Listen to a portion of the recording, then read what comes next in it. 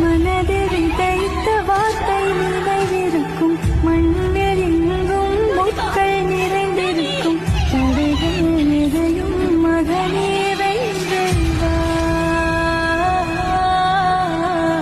ததையே நிமிர்ந்து பகையை கொன்று வா.